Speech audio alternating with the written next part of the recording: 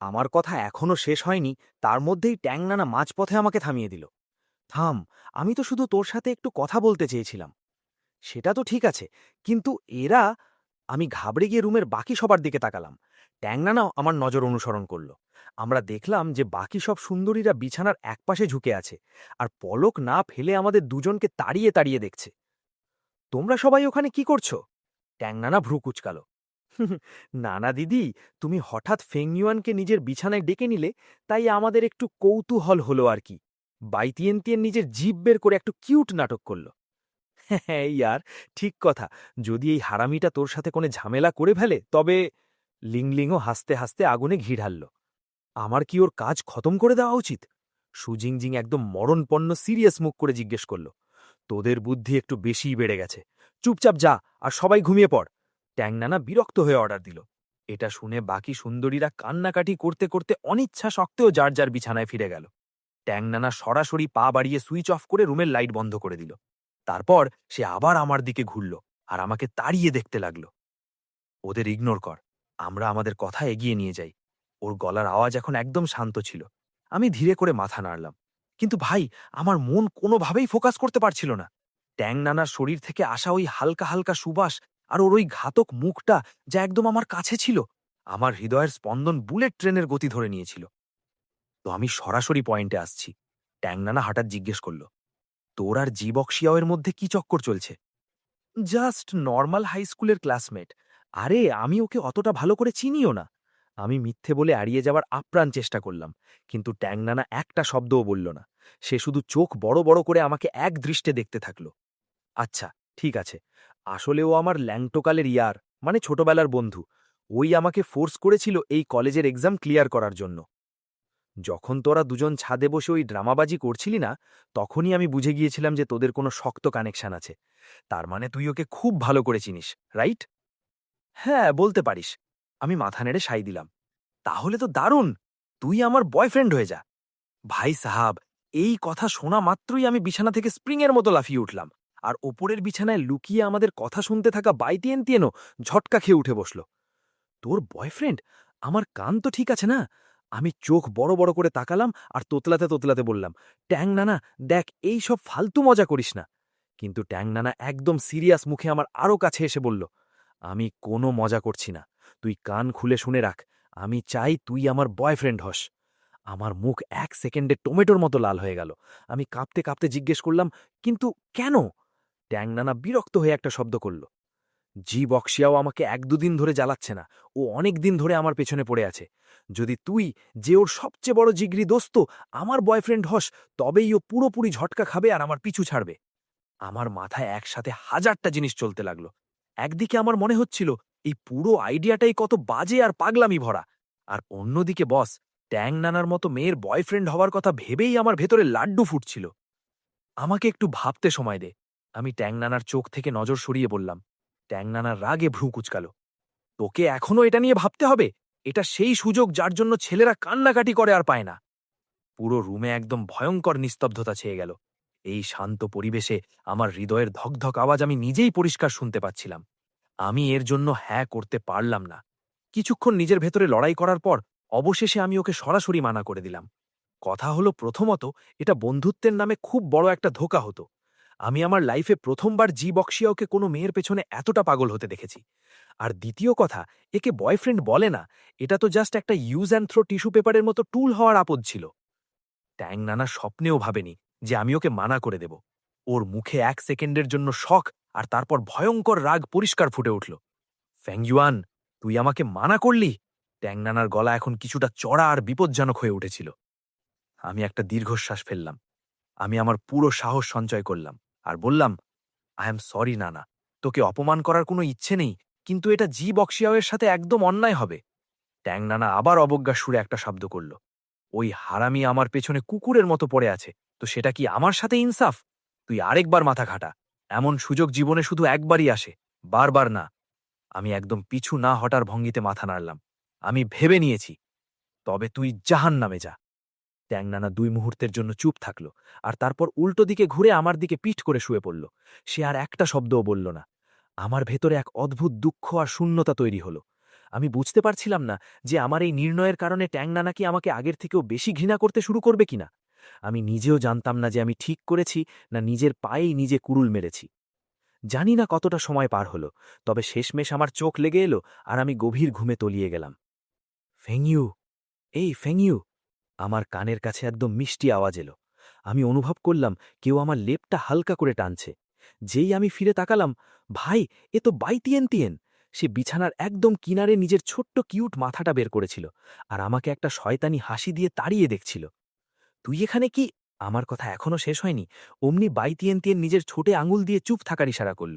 আমি চটপট নিজের মুখে হাত দিয়ে ফেললাম। সে ব্যালকানির দিকে আঙুল উঁচিয়ে আমাকে বাইরে আসার ইশারা করল আর নিজের মুখ আবার উপরে টেনে নিল। যখন আমি নিশ্চিন্ত হয়ে চেক করে নিলাম যে ট্যাং নানা অঘরে ঘুমোচ্ছে, তখন আমি বিড়ালের মতো পা টিপে টিপে বিছানা থেকে নামলাম আর চুপচাপ বাইতিয়েনের পিছনে ব্যালকানি পর্যন্ত চলে গেলাম। তুই আমাকে এই সময় এখানে কেন ডেকেছিস? আমি ফিসফিসিয়ে জিজ্ঞেস করলাম। তুই আমার থেকে কি লুকাচ্ছিস? বাইতিয়েনের মুখে একটা চিকন হাসি ফুটে উঠল। তুই সব শুনে ফেলেছিস, তাই না? আমার অবস্থা একটু অস্বস্তিকর বা অকওয়ার্ড হয়ে গেল। বাইতিয়েন নিজের 2 হাত বুকের ওপর ভাঁজ করল আর ঘাড় বাঁকিয়ে বলল, তোর কি বুদ্ধিশুদ্ধি একটু কম? ট্যাং নানা এতটা ঘাতক আর হট, ওর বয়ফ্রেন্ড হতে সমস্যা কি ছিল? তুই ওকে না বললি কি করে? আমি ক্লান্ত হয়ে কাজ ছাড়া দিলাম। আমি চাইনি যে ও জি বক্সিয়া ওকে কাঁদানোর জন্য এমন জঘন্য ট্রিক ব্যবহার করুক। বাইতিয়েন চোখ ঘোরালো। অ্যালেন বড় দেবতা কোথাকার। কিন্তু তোর ছোট মাথায় কি একবারও এই খেয়াল এসেছে যে হয়তো নানা সত্যিই তোর ওপর একটু আজটু ফিদা? আমি এক মুহূর্তের জন্য জমে গেলাম। এমন কারসাজি অসম্ভব। ওর টার্গেট ছিল শুধু জি বক্সিয়াওয়ের থেকে পিছু ছাড়ানো। এটা শুনে মনে মনে স্বস্তির নিঃশ্বাস ফেলল বাইতিয়েন। আজ সকালেই তো এ আমাকে কাপড় ছাড়া অবস্থায় দেখে ফেলেছিল, আর এখন ট্যাং নানার সাথেও এই ঝামেলা চলছে। যদি ফেং ইউ আজ ট্যাং নানাকে হ্যাঁ বলে দিত না, তাহলে আমি কসম খেয়ে বলছি একে এমন লাথি মারতাম যে এর মরণ নিশ্চিত ছিল। ও মনে মনে ভাবল। ও একটু উস্কানিও দিল। ওর ফিগার এত জবরদস্ত। সত্যি বল, তোর মন কি একটুও গলে যায়নি? ভাই, ফিদা হওয়াটা তো অবভিয়াস। তোর কোনো ধারণা নেই। ট্যাং নানার ওই ফেটে পড়া ফিগার এইমাত্র বিছানায় আমি দেখলাম। বাপ রে, সত্যি খুব ম্যাসিভ আর ভয়ঙ্কর। জীবনে প্রথমবার আমি ওর সামনের বাম্পারগুলো এত কাছ থেকে দেখছিলাম। আমি তোকে বলছি, এই দুনিয়ার কোনো ছেলে এমন বডি দেখে মানা করতে পারবে না। তোর মনে হচ্ছে আমার বুক কাঁপছিল না? ওই সময় আমার ভেতরে যে সুনামি চলছিল, আমি যদি আরেকটু কন্ট্রোল হারাতাম তাহলে ওখানেই গলে যেতাম। যদি আমার ওই আদর্শ না থাকতো, ভাই, যেখানে ফিগারের কথা আসে সেখানে আমার সব ঘুম এমনি উড়ে যায়। আমি তো আরও আবেগের বসে ফুল জোশে বকে যাচ্ছিলাম। তখনই আমার হঠাৎ মনে হলো যে বাইতিয়েন একদম চুপ হয়ে গেছে। যেই না আমি পেছনে ফিরে তাকালাম, হা! আমার আত্মা শুকিয়ে গেল। ওর সুন্দর চোখগুলো থেকে আগুনের গোলা বেরোচ্ছিল। যদি তোর আদর্শ না থাকতো, তারপর কি? বল না আগে, হারামি! বাইতিয়েনের ঠান্ডা আর ঘাতক হাসি আমার অবস্থা খারাপ করে দিল। না না ভাই, কসম থেকে বলছি, আমার মাথা ওখানে একদম পরিষ্কার ছিল। আমি সাথে সাথে সাফাই দিতে শুরু করলাম। আমি আগে থেকেই জানতাম তুই 1 নম্বরের লম্পট নেকড়ে। বড় সাইজের মেয়েদের দেখলেই তোর মাথার ফিউজ উড়ে যায়। বাড়িতিয়ান নিজের দাঁত কিরমির করতে করতে চিৎকার করে উঠল। আরে মেরি মা! আরে বাবা, তুই এত রেগে যাচ্ছিস কেন? তোর ফিগারও একদম বিন্দাস ইয়ার। ছোট, কিউট আর একদম কম্প্যাক্ট। পুরো মিষ্টি একটা ভাইব আসে। আমি এই আগুন নেভানোর চেষ্টা করলাম। বাইতিয়ানের রাগ আরো ফেটে করল। সে নিজের পা তুলল আর পুরো শক্তি লাগিয়ে আমার পা মারিয়ে দিল। কাকে ছোট বলছিস বে? আমার সাইজ একদম পারফেক্ট আর নরমাল। ফেং ইউয়ান, তুই সত্যি 1 নম্বরের হারামি। আহ! ব্যথার চোটে আমার চিৎকার বেরিয়ে আসছিল আর আমার দাঁত লেগে গিয়েছিল। আরে বাপ রে! আমার ভুল হয়েছে।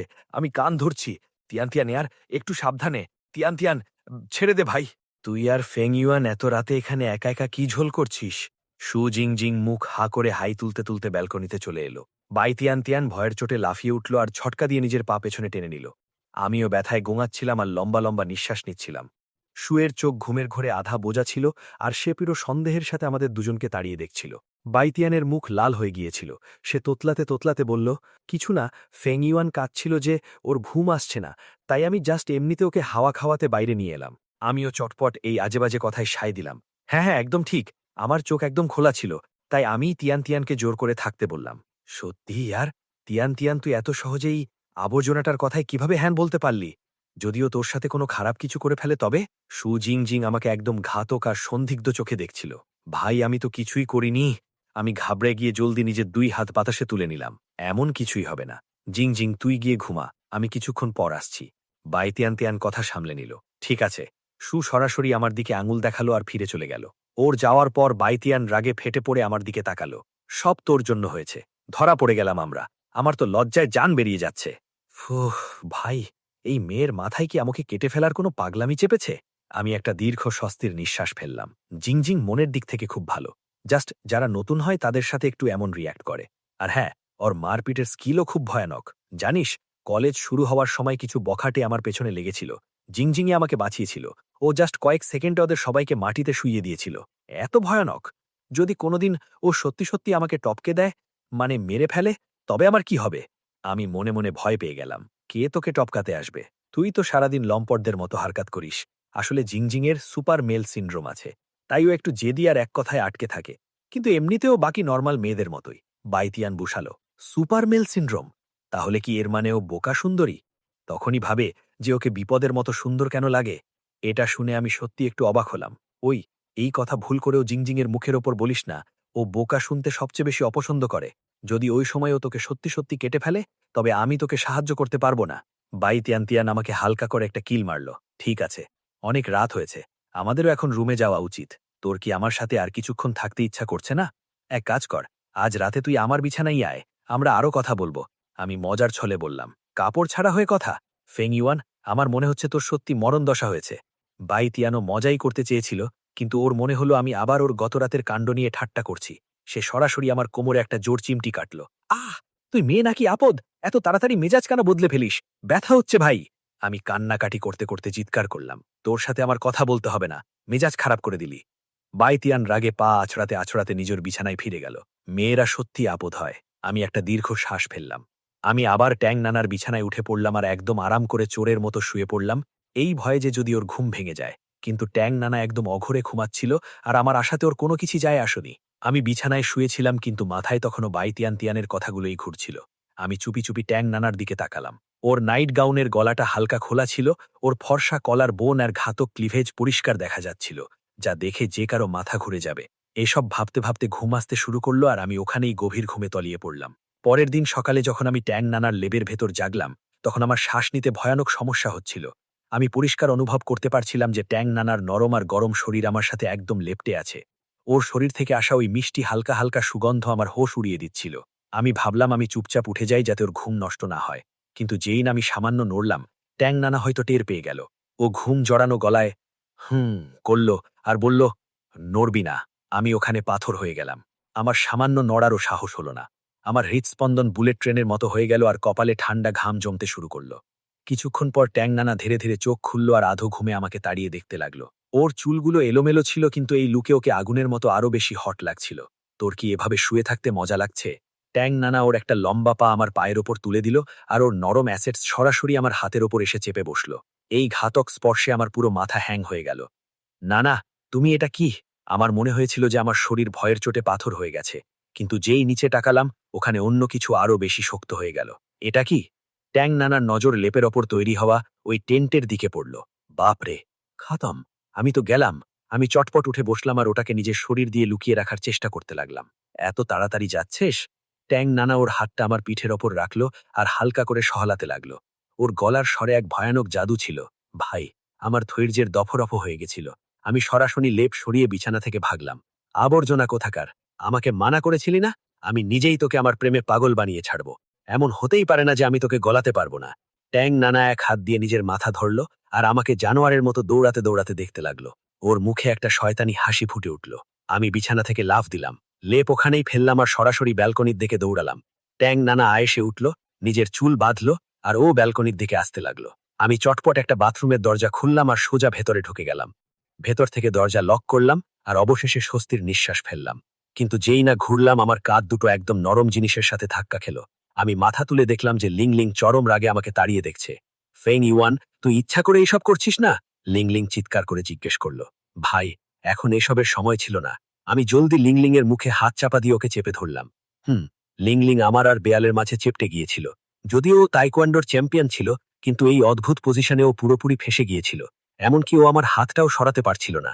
কিছুক্ষণ পর লিংলিং হার মেনে নিজেকে ছাড়ানোর চেষ্টা বন্ধ করে দিল। ও শুধু সেই ঘাতক নজরে আমার চোখের দিকে তাকিয়ে রইল। আমিও খুব লজ্জিত ছিলাম। আসলে এই কাণ্ড দ্বিতীয়বার ঘটছিল। আমি ফিসফিস করে বললাম, সরি ইয়ার, আজ শুধু আমাকে আর কিছুক্ষণ লুকিয়ে থাকতে দে। এটা সত্যি একটা অ্যাক্সিডেন্ট। ঠিক সেই সময় বাথরুমের দরজার ওপাশ থেকে আসা আওয়াজ শুনে ট্যাং নানা বুঝতে পারল যে আমি পোক্কা ভেতরেই লুকিয়ে বসে আছি। কিছু লোকের চেহারা দেখলে মনে হয় কত বেশরম, কিন্তু সামান্য কথাতেই ভয়ের চোটে ইঁদুরের মতো লুকিয়ে পড়ে। ট্যাং নানা রাগে একটা শব্দ করল, কিন্তু ওর একেবারেই আন্দাজ ছিল না যে ভেতরে আমার সাথে লিংলিংও ফেসে আছে। আমি এটা শুনে লজ্জায় জল করতে লাগলাম। আমি লিংলিংয়ের দিকে চোখ টিপে ইশারায় বোঝালাম যে বস, এটা একটা ভুল বোঝাবুঝি।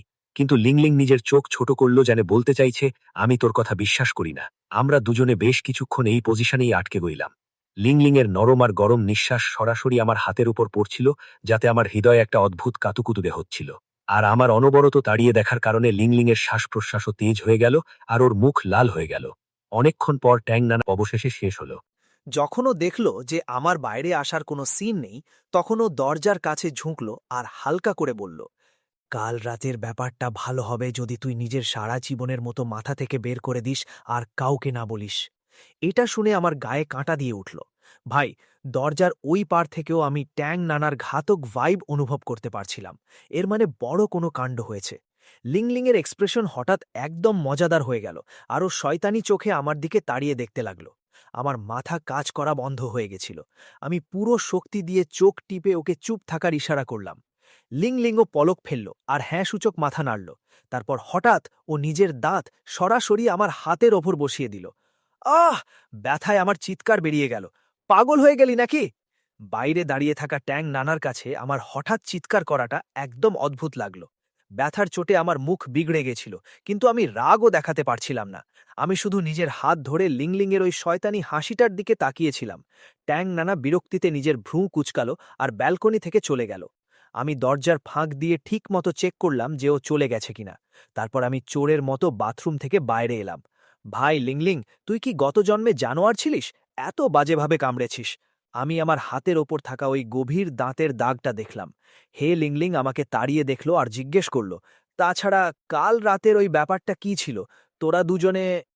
লিংলিংয়ের মুখে সেই একই শয়তানি হাসি ছিল। মাথায় কোনো ফালতু ঝোল আনিস না, আমি তেমন কিছু করিনি। আমি হাত নেড়ে অস্বীকার করলাম। ও, এত কেন ভয় পাচ্ছিস? আমি তো এটা বলিনি যে তুই কি করেছিস। আমি তুই তুই কি করছিস? ঠিক আছে, ট্যাং নানা যখন মানা করেছে, তখন আমি আর ঝামেলা বাড়াবো না। লিংলিং আমার কাঁধ চাপড়ে দিল। Thank you. তাছাড়া সত্যি সত্যি কোনো কাণ্ড হয়নি। আমি বলে দিয়েছি যে আমার এসবের মধ্যে কোনো ইন্টারেস্ট নেই, চাই সে বাই তাই তিয়ান হক বা ট্যাং নানা। জাস্ট পরের বার এই কথাটা খেয়াল রাখিস যে তোরা আমাকে এমন অদ্ভুত অবস্থায় টয়লেটে ব্লক করবি না। ওই পজিশনটা সত্যি খুব অস্বস্তিকর হয়। অ্যাক্সিডেন্ট ছিল ভাই, পুরো অ্যাক্সিডেন্ট ছিল। আমি লজ্জায় নিজের মাথা চুলকালাম।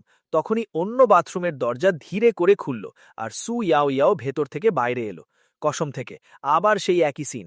লিংলিংয়ের মুখ টমেটোর মতো হয়ে গেল, আর ও ঘাবড়ে গিয়ে আমাকে দেখতে লাগলো। ঘাবড়াস না, আমার ১০০% বিশ্বাস আছে যে সু ইয়াও ইয়াও আমাদের কথা শোনেনি। আমি পুরো টসন নিয়ে লিংলিংকে বললাম, কোন পজিশন? তোমরা দুজনে কিসের ব্যাপারে কথা বলছো? সু ইয়াও ইয়াও নিজের চিরচেনা আদুরে আর মাসুম মুখ করে জিজ্ঞেস করল, তুই তো বলেছিলি ও শোনেনি। লিংলিং ধীরে করে বিড়বিড় করল। আমি হঠাৎ আবার পাথর হয়ে গেলাম। তখন গিয়ে আমি খেয়াল করলাম যে সু ইয়াও ইয়াও এই মুহূর্তে নিজের শোনার যন্ত্র বা হিয়ারিং এইড পড়েছিল। কি হলো? তোমাদের দুজনের মুখ কেন শুকনো লাগছে? শরীর কি খারাপ? সু টেনশনে জিজ্ঞেস করল। না না, একদম ঠিক আছে। আমরা দুজনে এখানে সকালের এক্সারসাইজ করছিলাম। ফেং ইউয়ান আমার পেছনে পড়েছিল যাতে আমি ওকে তাইকোয়ান্ডো শেখাই, তো আমি জাস্ট ২-৪টে মুভ দেখাচ্ছিলাম। হ্যাঁ, একদম ঠিক। আমরা এক্সারসাইজ করছিলাম। জাস্ট এখন একটু ক্লান্ত হয়ে গেছি। আচ্ছা, তাই নাকি? তো খেয়াল রেখো, ঠিক আছে? আমি ক্লাসের জন্য আগে বেরোচ্ছি। সু ইয়াও ইয়াও হাসলো আর চলে গেল। আরে বাপরে, আজ সকালে তো আমারও একটা ক্লাস ছিল না? ওহ, আমিও আগে বেরোচ্ছি। আমি কপালে করাঘাত করলাম আর তাড়াতাড়ি মনে পড়া মাত্র বললাম। যখন আমি দৌড়ে দৌড়ে হাঁপিয়ে হাঁপিয়ে ক্লাসে পৌঁছালাম, তখন ক্লাস প্রায় পুরো ভর্তি হয়ে গেছিল। বাই তাই তিয়ান একটা বই রেখে নিজের পাশের সিটটা বুক করে রেখেছিল। যেই না ও আমাকে দেখল, হাত নেড়ে আমাকে ডাকল। এটা তুমি কি? আমি বাই তাই তিয়ানের এই কাণ্ড দেখে অবাক হয়ে ভাবলাম, ওভাবে দাঁড়িয়ে আছিস কেন? আয় আর এখানে বস। বাই তাই তিয়ান অর্ডার দিল। ক্লাসের বাকি লোকেরাও ঘুরে ঘুরে আমার দিকে তাকাতে লাগলো। আমার খুব অদ্ভুত আর অস্বস্তিকর লাগতে শুরু করলো। আমি মাথা চুলকালাম আর বাই তাইতিয়ানকে বললাম, আমি পেছনেই গিয়ে বসি।" "এখানে বস।" বাই তাইতিয়ান সরাসরি আমার হাত ধরলে টেনে চেয়ারে বসিয়ে দিল। "কি হলো? এমন বিহেভ করছে যেন আমাকে চিনিস না?" ওর গলার স্বরে হালকা রাগ পরিষ্কার ফুটে উঠল। না, কিন্তু আমার তোর সাথে এখানে বসাটা কি ঠিক হবে? আমি ভেতর থেকে কিছুটা ভীত ছিলাম। তোর কি মনে হয় আমার তোর সাথে বসার কোনো শখ আছে? বাই তাইতিয়ান রাগে বলল। আসলে ও এটা বলতে চাইছিল যে তোর কি সত্যি আমার সাথে বসার কোনো সমস্যা আছে? ওহ, আজ দুপুরে তোকে স্টুডেন্ট কাউন্সিলের রুমে সাফাইয়ের জন্য যেতে হবে না? আমার শুধু এটাই ভয় ছিল যে তুই রাস্তা ভুলে না যাস। হো, তাহলে থ্যাংক ইউ।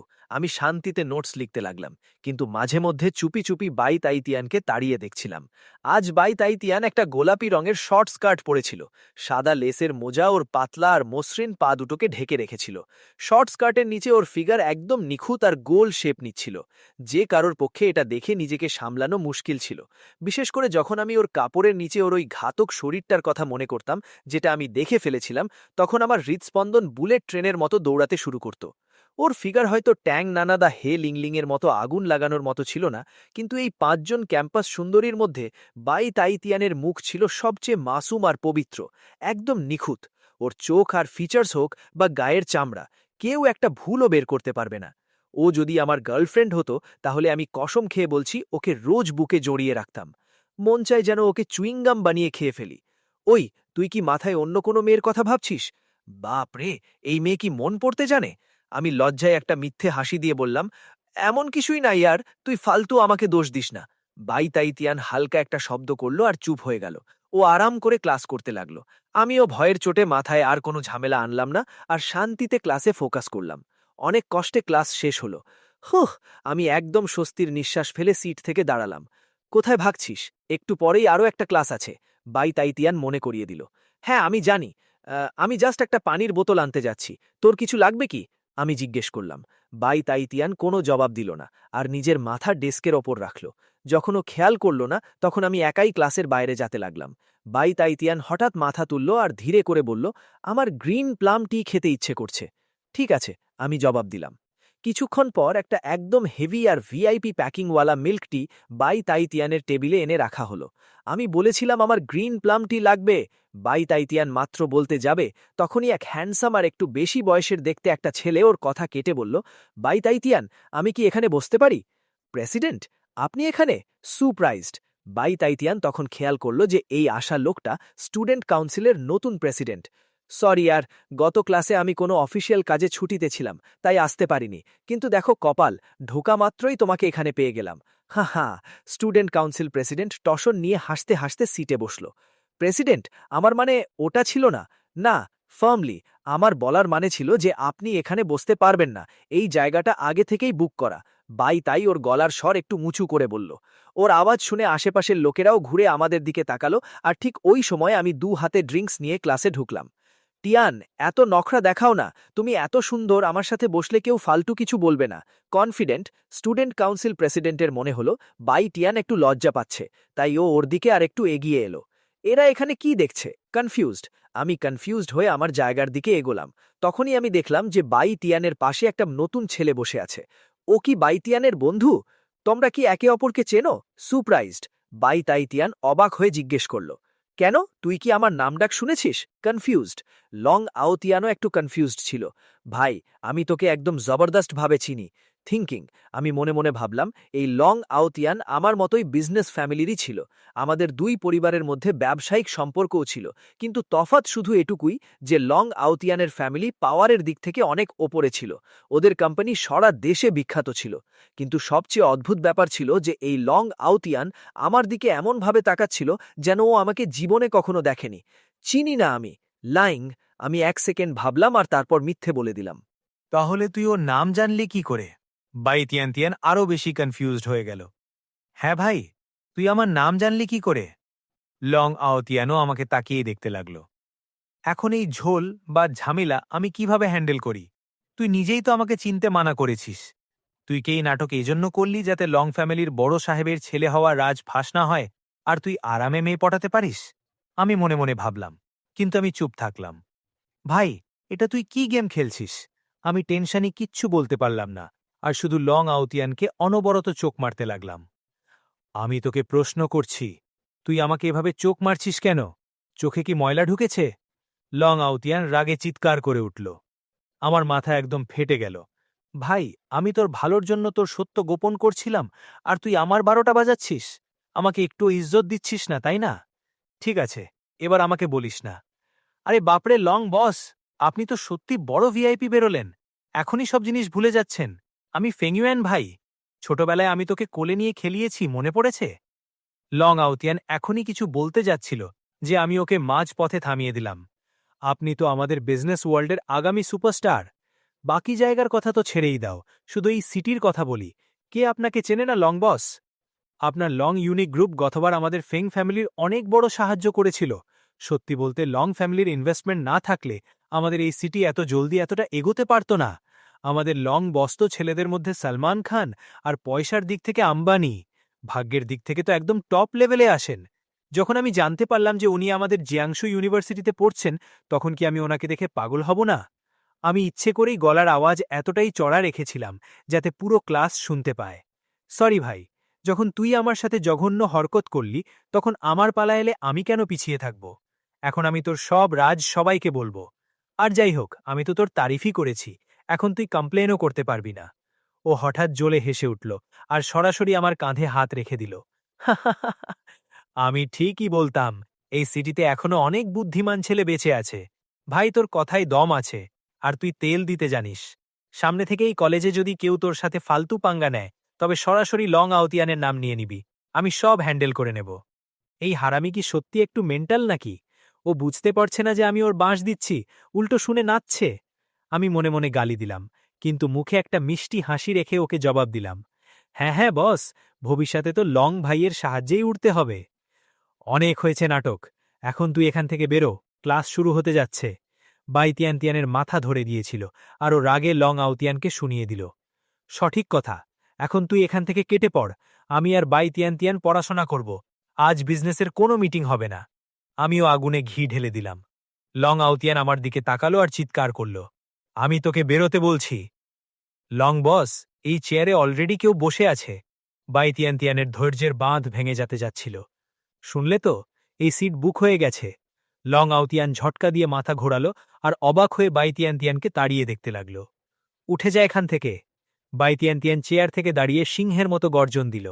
লং আউতিয়ান ভয়ের চোটে একদম স্প্রিংয়ের মতো চেয়ার থেকে লাফিয়ে উঠল। বাইতিয়ানতিয়ান ওকে একটা ঘাতক লুক দিল। তারপরও আমার হাত ধরে, যে ভয়ের চোটে পাথর হয়ে গিয়েছিলাম, আবার সেই চেয়ারে বসিয়ে দিল। লং আউতিয়ান ওখানে একা লজ্জার চোটে বেইজ্জত হয়ে দাঁড়িয়েছিল। ওর মুখটা এমন লাগছিল যেন এইমাত্র গু খেয়ে নিয়েছে। ক্লাসের বেল বেজে গেল। বাইতিয়ানতিয়ান আবার লং আউতিয়ানকে বিরক্ত হয়ে দেখল আর বলল, এখনও এখানে দাঁড়িয়ে মাছি মারছিস কেন? আমাকে আর ফেংওয়ানকে পড়তে দে। আমি একদম কনফিউজড হয়ে কখনো বাইতিয়ানতিয়ানকে দেখছিলাম তো কখনো লং আউতিয়ানকে। ফেংওয়ান নাম না তোর, ব্যাটা আমি তোকে মাথায় গেথে নিয়েছি। লং আউতিয়ান রাগে একটা শেষ ধমক দিল আর নিজের মুখ কালো করে একদম পেছনের লাইনের সিটে চলে গেল। এটা কি ঝামেলা চলছে? এখন আমার মাথা পুরোপুরি হ্যাং হয়ে গেছে। আমি নিজের জায়গায় পাথরের মতো বসে রইলাম আর নড়ারও সাহস করলাম না। আমি ভয়ে ভয়ে চুপি চুপি বাইতিয়ানতিয়ানকে তাড়িয়ে দেখছিলাম, এই ভয়ে যে পরের গালিটা না জানি আমার ওপর পড়ে। বাইতিয়ানতিয়ান কোনো এক্সপ্রেশন না দিয়ে আমার ডেস্ক থেকে ওই গ্রিন প্ল্যাম টিটা তুলে নিল আর লং আউতিয়ানের ওই দামি মিল্ক টিকে ঘাসও কাটল না। এটা খোলো। বাইতিয়ানতিয়ান গ্রিন প্ল্যাম টিটা আমার হাতে ঠেলে দিল। ও যে পাওয়ার নিয়ে মাত্র ওই সিংহের মতো গর্জন দিয়েছিল, তা থেকে পরিষ্কার বোঝা যাচ্ছিল যে ওর মুড একদম খারাপ। আমি জলদি বোতলের মুখ খুললাম আর ওটা ওকে ধরিয়ে দিলাম। বাইতিয়ানতিয়ান আমার হাত থেকে গ্রিন প্লাম টিটা নিল আর সরাসরি গলার নিচে নামিয়ে নিল। তারপর ও সজোরে বোতলটা টেবিলের উপর আছড়ে দিল। হারামি মেজাজটা খিচড়ে দিল, আমার তো জ্বালিয়ে মারল। বাইতিয়ানতিয়ানের গতরাতে এমনিতেও ঠিকমতো ঘুম হয়নি, আর ও আগে থেকেই খিটখিটে হয়েছিল। ও ভেবেছিল ক্লাসের পর একটু ঝপকিলে লেগি, কিন্তু কে জানে কথা থেকে এই লং আউতিয়ান টপকে পড়ল। ও এখনও নিজের কথা শেষই করেনি, আর ও বেশরমের মতো এসে ওর পাশে বসে পড়ল আর বকবক শুরু করে দিল। এই ছেলেটার ভেতর জিরো ম্যানার্স ছিল। ভারে মে যা তুই, লং সাহেব হোক আর ঘোড়া সাহেব হোক, একবার কথা বললেই বোঝা যায় যে তুই এক নম্বরের অদ্ভুত মানুষ। আর এই ফেংইয়ানও কি কম নাকি? একটু তো টাসান আর মারদানি দেখাতে পারত, তাই না? এমন সময় ওর উচিত ছিল লং আউতিয়ানের মুখের উপর আঙুল তুলে বলা যে এই সিটটা আমার আর এই মেয়েটাও আমার। এটা ভাবতেই বাইতিয়ানতিয়ান খেয়াল করল যে আমি তো একদম শান্ত হয়ে বসে আছি। ওর ভ্রু কুচকে গেল, আর ও অবাক হয়ে নিজের মাথা আমার দিকে ঘোরাল। ও দেখল যে আমি নিজের মাথায় এক হাতের উপর টিকিয়ে খুব গভীর ভাবনায় ডুবে আছি। আসলে আমি এখন ঘটে যাওয়া এই পুরো ঝামেলাটার কথা ভাবছিলাম। আমার মনে হচ্ছিল যে এই লং আউতিয়ান আজ কোনো অদ্ভুত কারসাজি করছে। প্রথম কথা হলো, কেন জানি না কিন্তু এমন মনে হচ্ছিল যে সত্যি ওর একটু আমার কথা মনে নেই। কিন্তু বাস্তবতা তো এই ছিল যে মাত্র কয়েক মাস আগেই আমাদের এক বড়লোকদের মদের পার্টিতে দেখা হয়েছিল।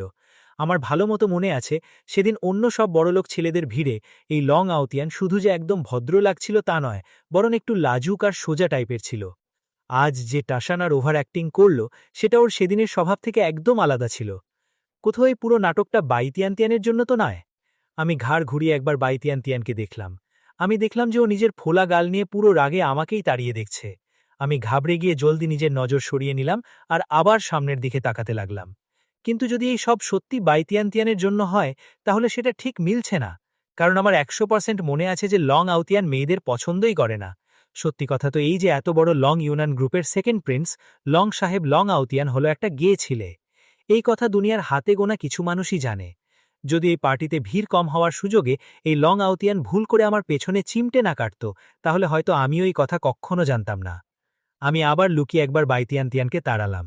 অবশ্য কথাটাও ঠিক, আমি আমার লাইফে যত হট মেয়েই দেখি না কেন, চেহারার দিক থেকে বাইতিয়ানতিয়ানের চেয়ে বেশি নিখুঁত আর পারফেক্ট কেউ নেই। কিউট আর মিষ্টি শব্দ দুটো যেন শুধু ওর জন্যই বানানো। আমার মুখ 1 সেকেন্ডে টমেটোর মতো লাল হয়ে গেল। তুই আমাকে এভাবে চোখ কপালে তুলে তাড়িয়ে দেখছিস কেন? ক্লাসে ফোকাস কর, পাগল কথাকার। বাইতিয়ানতিয়ান হালকা করে আমাকে ধাক্কা দিল। প্রথমে বাইতিয়ানতিয়ান একটু রাগে ছিল, কিন্তু যে ঘাতক দৃষ্টিতে আমি ওকে তাড়াচ্ছিলাম, তাতে এখন ওরও লজ্জা লাগতে শুরু করেছিল। না, কিছু না। আচ্ছা তিয়ানতিয়ান, তুই লং আউতিয়ানকে কিভাবে চিনিস? ও আমাদের ডিপার্টমেন্টের স্টুডেন্ট কাউন্সিলের প্রেসিডেন্ট। আগে তো আমার ঠিকঠাকই লাগতো, কিন্তু জানি না আজ কোন পাগল কুকুর ওকে কামড়েছে। একদম মাথা খারাপ করে দিল। বাইতিয়ানতিয়ান বিরক্ত হয়ে জবাব দিল, দাঁড়াও, লং আউতিয়ানই তুই স্টুডেন্ট কাউন্সিলের প্রেসিডেন্ট? 1 সেকেন্ড, কাল যে আমাকে পানিশমেন্ট দেওয়া হয়েছিল, তাহলে কি এটা এই হারামিরই কাজ ছিল? আমি শুধু ওর সাথে ওই গে রিলেশন রাখতে অস্বীকার করেছিলাম, আর এই ছোকরা পেছন থেকে আমার বিরুদ্ধেই ঝামেলা শুরু করে দিল। এবার সব কারসাজি বুঝতে পারলাম। হারামি, তুই থাম বেটা। এখন দেখ কিছুক্ষণ পর আমি তোর কি হাল করি। আমার মাথায় চটপট একটা জবরদস্ত প্ল্যান সেট হয়ে গেল। ওই ফেংওয়ান, তুই শুধু এখানে এখানে আর ওই জায়গায় ঝাঁঝু দিয়ে দিস। প্রেসিডেন্টের অফিস আর স্টোরেজ রুম আমি নিজে পরিষ্কার করে নেব। সু ঝিংঝিং আমাকে আমার সাজো হিসেবে পাওয়া পরিষ্কারের ডিউটি বুঝিয়ে দিল। বাপরে, এত বড় এরিয়া! রোজ কি তুই একাই এত খাটনি করিস? অবশ্যই। আমাদের সাফাই টিম প্রতি সপ্তাহে প্রশংসা পায়। যদিও এই টিমে একমাত্র মেম্বার শুধু আমি একাই। সুজিংজিং গর্বিত হয়ে নিজের বুক ফুলালো। এতে গর্ব করার কি আছে ইয়ার? তুই তো একদম মাগনা মজুর হয়ে গেছিস। প্রতি সপ্তাহে একটা মিথ্যা প্রশংসা করে দেয় আর তুই খুশি। আমি মনে মনে ওকে শোনালাম, শোন জিংজিং, এক কাজ করি না, আমরা কি জায়গা অদল বদল করতে পারি? আমি অফিস আর স্টোরেজ রুম চমকিয়ে দিচ্ছি, আর তুই এই এরিয়াটা পরিষ্কার করে নে। কি বলিস? এটা স্বপ্নেও হতে পারে না। ওটা আমাদের ইয়াং মাস্টারের অফিস। আমাদের ইয়াং মাস্টার এই স্টুডেন্ট কাউন্সিলের প্রেসিডেন্ট। ওনার অফিস তো শুধু আমিই নিজের হাতে পরিষ্কার করব। কোনো গন্ডগোল হওয়া চলবে না। সু জিংজিং চিন্তা না করেই সরাসরি মানা করে দিল। তোমার ইয়াং মাস্টার কোথাও কি? আমার মুখ একদম পাথনের মতো হয়ে গেল। একদম ঠিক, আমার ইয়াং মাস্টার আর কেউ নয় বরং লং আউতিয়ান। বড় মালিক আমাকে ডাইরেক্টলি অর্ডার দিয়েছেন যে আমি যেন ওনার ভালো মতো খেয়াল রাখি। সু জিংজিং পুরোপুরি সিরিয়াস হয়ে আমার দিকে তাকালো। কিন্তু আমি তো তোকে ওনার খেয়াল রাখতে দেখিনি। একে বলে আড়ালে থেকে প্রোটেক্ট করা। তুই কি বুঝবি শ্যাডো প্রোটেকশন কি জিনিস? আমাদের লং ফ্যামিলি আমাদের মতো নিনজাদের এই জন্যই ট্রেন করেছে, যাতে আমরা পেছন থেকে সব কাজ সামলাই। সুজিংজিংয়ের মুখ একদম ভয়ঙ্কর আর সিরিয়াস ছিল। নিনজা? এই যুগে এটা আবার কি নতুন চুতিয়াপ্পা? তুই পাক্কা শিওর তো যে তোর কাজ বডিগার্ডের নয়? আমার মাথা এই নতুন ঝামেলাটা প্রসেস করতে পারছিল না। আসল কথা তো এই যে সুজিংজিং তো ওই লং আউতিয়ানেরই লোক বেরোলো। তখনই ভাবি, এই আপদ আমাকে বারবার টার্গেট কেন করছে? সাথে সাথেই আমার এই ধাক্কাও লাগলো যে লং ফ্যামিলির টসন সত্যিই আলাদা। এত টপ লেভেল ক্যাম্পাস বিউটিকে লং আউতিয়ান নিজের বডিগার্ড বানিয়ে রেখেছে।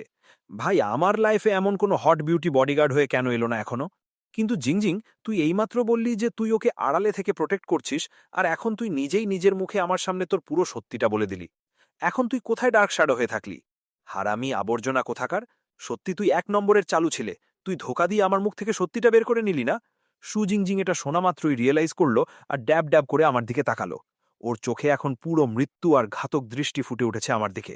যখন তুই আমার রাজ জেনেই ফেলেছিস, তখন তুই এই কলেজে আর জিন্দা বাঁচবি না। আমি আজ তোর কিমা বানিয়েই ছাড়ব। হেপ! জানি না কোথা থেকে সুজিংজিং নিজের কাছ থেকে একটা আসল কুনাই বের করলো আর ধাপে ধাপে আমার কাছে আসতে লাগলো। আমি 1 সেকেন্ডে চিনে ফেলেছিলাম যে ওটা কোনো খেলনা নয়, আসল ডেঞ্জারাস ওয়েপন ছিল। ওই চাকুর ঝকঝকে প্রতিফলন সরাসরি আমার মুখে পড়ছিল। না প্লিজ থেমে যা মা। আমার পা থেকে সব শক্তি চলে গিয়েছিল, আর ভয়ের চোটে আমি সরাসরি আমার পেছনে থাকা একটা চেয়ারে ধপাস করে পড়ে গেলাম। আর আমি আবর্জনা কোথাকার! আমি ভাবিনি যে তোর মতো কোনো ছোকরা আমার রাজ ধরে ফেলবে। সুজিংজিং হঠাৎ একটা জাম্প দিল, আর এসে সরাসরি আমার ঘাড়ের ওপর ঘোড়ার মতো সাওয়ার হয়ে গেল, আর ওর এক হাতের সেই ঘাতক কুনাই ঠিক আমার দিকে পয়েন্ট করছিল। ভাই, আমি কি ধরেছি? তুই নিজেই তো নিজের মুখে সত্যিটা উগলে দিলি। আমি বাতাসে ঝুলন্ত ওই মরণ কুনাইটার দিকে তাকালাম, আর আমার আত্মা ভয়ের চোটে শরীর ছাড়তে তৈরি হয়ে গেল। এখন যাই হোক, তোকে চিরকালের জন্য চুপ করাতেই হবে। সুজিংজিংয়ের মুখে একদম জিরো এক্সপ্রেশন ছিল, যেন পাথরের তৈরি। না মা, থামো! তোমরা দুজন কি করছো? ওই ফেঙ্গুম্যান, এটা তোর শাস্তি। তুই একটু ঠিকমতো কাজ করতে পারিস না? বাইরে থেকে হঠাৎ বাইতিয়ান্তিয়ানের আওয়াজ এলো। পরের সেকেন্ডেই বাইতিয়ান্তিয়ান দরজা ধাক্কা দিল আর ভেতরে ঢুকে পড়ল। কি আপদ এটা! রুম তো আগের চাইতেও বেশি অগোছালো লাগছে। দেখ, এই টেবিলটাও তেরাবাঁকা হয়ে আছে, আর এই সব বইগুলো মেঝেতে কেন ফেলা রাখা হয়েছে? আমি চেয়ারে ভয়ের চোটে অধমরা হয়ে পড়েছিলাম। আমার মুখে তখনও মৃত্যুর আতঙ্ক ছাপানো ছিল, আর 1 সেকেন্ড আগে যে কুনাই আমার মুখে ঢুকে যাচ্ছিল, ওটা জাদুর মতো একদম গায়েব হয়ে গেছিল। সুজিংজিংও আমার থেকে প্রায় 2 মিটার দূরে শান্ত মেয়েদের মতো চুপচাপ টেবিল পরিষ্কার করছিল। হ্যাঁ, যদি আমার কলার এখনও সে টানার কারণে ছেঁড়া আর কুচকানো না থাকতো, তাহলে আমি নিশ্চিত এটাই ভাবতাম যে এসব আমার কোনো ভয়ঙ্কর স্বপ্ন ছিল। তুই কিছু কাজকাম করতে পারি কিনা? বকা শুরু হলো। জিংজিং পরিশ্রমী, তার মানে এই নয় যে তুই এখানে অলসদের মতো বসে চুরি করবি। 1 নম্বরের জঘন্য মানুষ। সবসময় জিংজিংকে টং করতে থাকে। বাইতিয়ান্তিয়ান এসেই আবার তার বকুনি শুরু করে দিল। আমি ওকে টং করছি? ভাই, আমার জান যেতে যেতে বেঁচেছে। এখনই কিসের 12টা বেজে যেত? ওই ধারালো কুনাই সরাসরি আমার গলায় ঢুকে যাচ্ছিল। আমি বাইতিয়ান্তিয়ান কাছে বাঁচানোর ভিক্ষা চাইতেই যাচ্ছিলাম, কিন্তু তখনই আমার নজর একটু দূর থেকে আমাকে ধমকাতে থাকা সুজিংজিংয়ের ঘাতক চোখের ওপর পড়ল। থাক ভাই, যদি আমি বাইতিয়ান্তিয়ানকেও বলি, ও ঘন্টা আমার কথা মানবে। আর সবচেয়ে বড় কথা, যদি আমি এই ঝামেলায় ওকে টেনে আনি, তাহলে কে জানে এই পাগল সুজিংজিং ওকেও কপকে দেবে কিনা। তাহলে আমি গিয়ে টয়লেট পরিষ্কার করে দিচ্ছি। আমি কাঁপতে থাকা দুটো পাকে একটু কন্ট্রোল করলাম, আর জোর করে টসন নিয়ে দাঁড়িয়ে দরজার দিকে হাঁটতে লাগলাম। তোকে টয়লেট পরিষ্কার করতে কে বাড়েছে? বেশি সায়ানা সাজিস না। আমি জানি তুই ওখানে গিয়ে টাইম পাস করবি। চুপচাপ এখানে ঠিকমতো ঝাড়ু মার। বাইতিয়ান্তিয়ান আমাকে কলার ধরে পেছনে টানল, আর আমার হাতে ঝাড়ু ধরিয়ে দিল। আমি মনে মনে রক্তাশ্রু ঝরাচ্ছিলাম। মনে মনে, বাইতিয়ান্তিয়ান, তুই সত্যি 1 নম্বরের বেকুব মহিলা। আজ তোর এই চক্করে আমার মৃত্যু নিশ্চিত হয়ে যাবে। বাধ্য হয়ে আমাকে ঝাড়ু ধরে রুমের একদম শেষ কোণে যেতে হলো, যতটা সম্ভব জিংজিংয়ের থেকে দূরে। জিংজিং, এ ফেংওয়ানকে কাজ চুরি করতে দিস না। আমার একটা মিটিং আছে, আমি বেরোচ্ছি। বাইতিয়ান্তিয়ান অর্ডার দিল, আর দরজা বন্ধ করে চলে গেল। অ্যাক্টিভিটি রুমে এখন শুধু আমি আর জিংজিং একা ছিলাম। বাতাসে একদম ভয়ঙ্কর আর ভয়ে ধরানো নীরবতা ছেয়ে গেল। 1 সেকেন্ডের ভেতর জিংজিং আমাকে দেওয়ালের সাথে চেপে ধরল, আর নিজের কুনাই সরাসরি আমার ঘাড়ের উপর ঠেকিয়ে দিল। ওর চোখগুলো বরফের চাইতেও ঠান্ডা লাগছিল। খতম, আজ তো আমার লাশ এখানে পড়বে। তুই আমাকে মারতে পারবি না সুজিংজিং। সুজিংজিং একদম কনফিউজড হয়ে আমাকে তাড়িয়ে দেখতে লাগলো। কারণ কারণ আমি তোর ইয়াং মাস্টারের সবচেয়ে খাস আর জিগরি ভাই। কি? সুজিংজিং এক মুহূর্তের জন্য জমে গেল। কাজ হচ্ছে? মনে হয় এই পাগল মেয়েটা আমার এই মিথ্যে স্ক্রিপ্টে ফেসে যাচ্ছে। একদম ঠিক। আমি আর লং আউতিয়ান অনেক পুরনো ভাই। ওর উপর তো আমার টাকাও ধার আছে। যদি তুই আমাকে টপকিস, তাহলে ও রাগে আগুন হয়ে যাবে। আমি ওকে উল্লু বানানো জারি রাখলাম। আচ্ছা, এই ব্যাপার। সুজিংজিংয়ের টিউবলাইট অবশেষে জ্বলে উঠল। আমি হালকা করে আঙুল দিয়ে ওর কুনাইটাকে আমার গলা থেকে দূরে ঠেলে দিলাম। হ্যাঁ ভাই, তোর ইয়াং মাস্টারের কাছে কি টাকার অভাব আছে, নাকি ও আমার ধার শোধ করবে না? তুই নিজে ভাব, যদি তুই আমাকে মেরে ফেলিস। আমাকে মাফ করে দিন, আমি সত্যি জানতাম না যে আপনি ইয়াং মাস্টারের ভাই। সুজিংজিং চট করে ঘাবড়ে গিয়ে আমাকে ছেড়ে দিল। ইয়াং মাস্টারের কাছে আপনার কত টাকা ধার আছে? আমি আপনাকে অল্প বিস্ত এক্ষুনি রেতো দিয়ে দিচ্ছি। সুজিংজিং জলদি জলদি নিজের কাপড়ের পকেটে হাত ঢুকিয়ে কিছু খুঁজতে লাগলো। ভাই, আমার মাথা হ্যাং হয়ে গেল যে এখন একে কি বলবো। আমি স্বপ্নেও ভাবিনি যে এই সুজিংজিং এতটা সহজে বোকা বনে যাবে। সুজিংজিং অনেকগুলো ব্যাংক কার্ড আর খুচরো পয়সা বের করে আনলো। ওর মুখ লজ্জায় লাল হয়ে গেল, আরও বলল, এগুলো আমার গত কয়েক বছরের টোটাল সেভিংস। যদিও এটা মাত্র 1500 টাকা 42 পয়সা, আমি এই সব আপনাকে দিচ্ছি। শুধু ইয়াং মাস্টারকে আর কয়েকটা দিনের টাইম দিন। ভাই, এটা কি ঝামেলা? আমি জানতাম যে ও আমার কথা বিশ্বাস করে নিয়েছে, কিন্তু এত অন্ধবিশ্বাস। অথবা আমি এটা বলি যে আমার আন্দাজ ছিল না যে এই মেয়েটা মাথায় এতটাই খাটো আর পাগল হতে পারে। একেই কি লোকে একদম মাসুম বলে? ভাই, তুই কি জানিস তোর এই খুচরো পয়সা তোর ইয়াং মাস্টারের একটা ভিআইপি রেড ওয়াইনের বোতলের ট্যাক্সের সমানও নয় যে? আমি মনে মনে ভাবলাম। আমি একজন নিনজা, কোনো সাধারণ বডিগার্ড নয়। আর আমি লং ফ্যামিলির অনুগত। ওরাই আমাকে লালন পালন করেছে। আমার কোনো স্যালারির দরকার হয় না। কিন্তু আমার কাছে সত্যি শুধু এইটুকুই ক্যাশ আছে। সুজিংজিং পুরো সিরিয়াসনেসের সাথে জানালো। আরে ছাড় না। আসলে লং আউতিয়ান আগে আমার অনেক সাহায্য করেছিল। ধার খুব একটা বড় নয়। আমাদের পুরনো বন্ধুত্বের খাতিরে আমরা সেই হিসাব এখানেই শেষ করছি। আমি স্বস্তির নিঃশ্বাস ফেললাম। সত্যি? খুশিতে নেচে উঠল সুজিংজিং। ফেংওয়ান, আমি মানছি যে আমি আপনাকে চিনতে ভুল করেছি। আমার তো মনে হতো আপনি 1 নম্বরের আবর্জনা মানুষ, খুব জঘন্য আর একদম ঠরকি। ঠিক আছে, এখন থামো। তুই শুধু মাথায় একটা কথা গেঁথে নে, আমি আর লং বস হলাম সিক্রেট বিজনেস পার্টনার। ও চায় না যে দুনিয়ার কেউ আমাদের এই কানেকশনের ব্যাপারে জানুক। তুই কারো সামনে এই ব্যাপারে একটা শব্দ উচ্চারণ করবি না। এই সিক্রেট বিজনেস পার্টনার কি হয়? তোর এটা বোঝার দরকার নেই যে এটা কি হয়। তোকে শুধু আজকের এই পুরো ঝামেলাটা সবসময় গোপন রাখতে হবে। তুই তো নিনজা, তোর জন্য এটা তো সামান্য ব্যাপার হবে, তাই না? একদম সামান্য ব্যাপার। যদি আমি আপনাদের দুজনের এই সিক্রেট রিলেশনের রাজ কারো সামনে ফাঁস করি, তাহলে আমি নিজের জান দিয়ে এর দাম চুকাবো। সু ঝিংঝিং চটপট নিজের কুনাই বের করল, আর ওটা ঠিক নিজের গলার কাছে রেখে কসম খেতে লাগল। আরে ভাইসাব, ঠিক আছে, আমি কোনো খুনি কসম খেতে বলিনি, ওটা ভেতরের এক জলদি। ওই কুনাইটা দেখেই আমার পায়ে আবার পানি চলে এসেছিল। সরি ইয়ার, আমি একটু বেশি এক্সাইটেড হয়ে গিয়েছিলাম। সু ঝিংঝিং নিজের মাথা চুলকালো, আর ওই কুনাইটা আবার নিজের স্কার্টের নিচে পায়ের সাথে বেঁধে নিল। তাহলে আমি গিয়ে আমার ঝাড়ু পোছা শুরু করি, কিছুক্ষণ পর ওদের মিটিং শেষ হয়ে যাবে। আমি এটা বলতে বলতে সরাসরি স্টুডেন্ট কাউন্সিল প্রেসিডেন্টের অফিসের দিকে রওনা দিলাম। ওই ফেংইওয়ান, ওই থাম, ওই জায়গাটা আমাকে পরিষ্কার করতে হবে। আরে, তুই বুদ্ধি খাটা, তুই কি ভুলে গেলি আমার আর লং আউথিয়ানের কি কারসাজি আছে?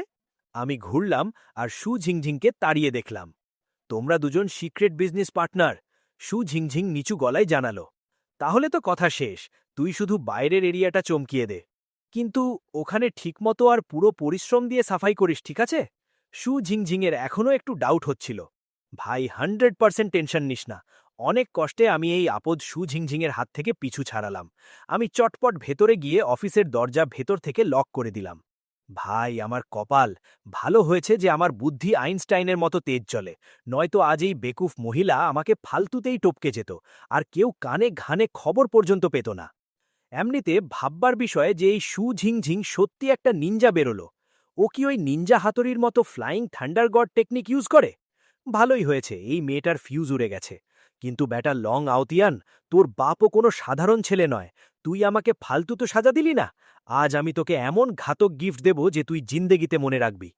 আমার নজর অফিসের ডেস্কের উপর রাখা ওই চায়ের জগের উপর পড়ল, আর আমার মুখে একটা ভয়ঙ্কর আর হারামি হাসি ফুটে উঠল। পেয়ে গেছি আমার শিকার। আমি আমার পকেট থেকে একটা ছোট্ট ওষুধের পিল বা বড়ি বের করলাম, আর ওটা আঙুলে ধরলাম। এই বড়িটা পুরোপুরি ডার্ক ব্রাউন রঙের ছিল, আর এতে কোনো অদ্ভুত গন্ধ ছিল না। এটা আমার পরিশ্রমের টাকায় কেনা লুজ মোশন পিল, মানে পাতলা পায়খানার ওষুধ। এর একটা বড়ি যথেষ্ট, আর আমি গ্যারান্টি দিচ্ছি তুই আগামী 3 দিন টয়লেটে নাচবি। আমি আমার আঙুল দিয়ে ওই বড়িটা পুরো গুঁড়ো গুঁড়ো করে দিলাম, আর ওটা চায়ের জগের ভেতর একদম ঠিক মতো মিশিয়ে দিলাম। আমাকে দিয়ে ঝাড়ু দেবি তুই? ওয়েট কর ব্যাটা, কিছুক্ষণ পর আমি তোর কবরের ওপর ঝাড়ু মারব, হারামি লম্পট মানুষ। আমি ওই জগটাকে জবরদস্তিভাবে ঝাঁকিয়ে দিলাম, যাতে ওষুধ নিজের অ্যাকশন ঠিকমতো পানিতে মিশিয়ে দেয়। এই পুরো কাণ্ড সেট করার পর আমি চুপি চুপি ওখানকার স্টোরেজ রুমে ঢুকে লুকিয়ে পড়লাম, আর মাথায় ফুল পপকর্ন সেট করে ওয়েট করতে লাগলাম যে কিভাবে কিছুক্ষণ পর লং আউতিয়ান একটা আল্টিমেট জেট স্প্রে ওয়ারিয়ার সাজবে। কিছুক্ষণ পর সু ঝিংঝিং অফিসে এলো, আর ও দেখল যে আমি ওখান থেকে ফেরা। ওর তো আগুন লেগে গেল। হারামি কোথাকার, আমাকে বলল ঠিকমতো সাফাই করবে, আর নিজে ভাগল। সু ঝিংঝিংকে বাধ্য হয়ে নিজেই পুরো অফিস চমকাতে হলো।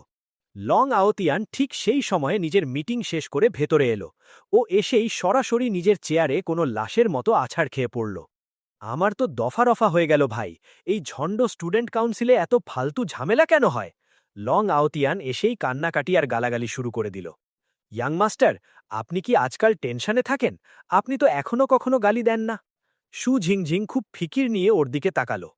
আমার 12টা বাজুক, আমি যা খুশি বলি তাতে তোর কি? আর একটা কথা বল, তুই এখনো এখানে কি মাছি মারছিস? লং আউতিয়ান একদম পচা মুখ করে জিজ্ঞেস করল। আমি এখনো পুরোটা পরিষ্কার করিনি। আজ এত ধীর কেন তুই? ছেড়ে দে, পরিষ্কার করতে হবে না, বেরো এখান থেকে, আমার আরাম করতে হবে। লং আউতিয়ান ওর দিকে পলক তুলে তাকানোরও কষ্ট করল না। ইয়াং মাস্টার, ঝিংঝিংয়ের থেকে কি কোনো ভুল হয়েছে যাতে আপনি রেগে আছেন? তুই সব ভালো করেছিস, এখন শুধু বাইরে বেরো, আর কাউকে ভেতরে পাঠানোর আপদ পালিস না। লং আউতিয়ান ওর উপর গর্জন দিয়ে উঠল।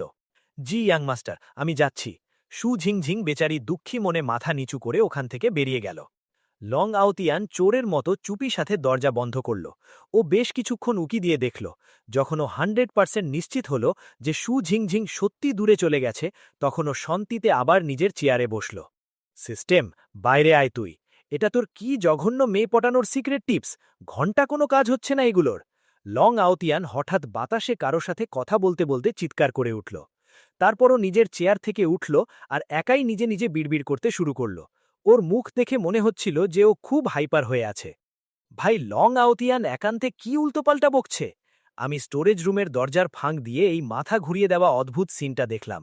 লং আউতিয়ানকে এমন লাগছিল যেন ও সত্যি কারো সাথে সিরিয়াসলি কথা বলছে। আমি অফিসের প্রত্যেকটা কোণে নজর বোলালাম। বড়ই অদ্ভুত ঝামেলা। এখানে তো দূর দূরান্ত পর্যন্ত একটা মাছিও নেই। এই মানুষটা কোন ভূতের সাথে কথা বলছে? ও কি কানে ব্লুটুথ গুজে রেখেছে? ছাড় না, আমার কি। শুধু তুই চুপচাপ আমার ওই আল্টিমেট জোলাপ পিল দেওয়া চাটা গলার নিচে নামিয়ে নে। আমি দেখলাম যে লং আউতিয়ান অবশেষে নিজের জন্য ওই জগ থেকে 1 কাপ চা ঢালছে। এটা দেখে আমার শয়তানি হাসি কোনো খুনির মতো হয়ে গিয়েছিল।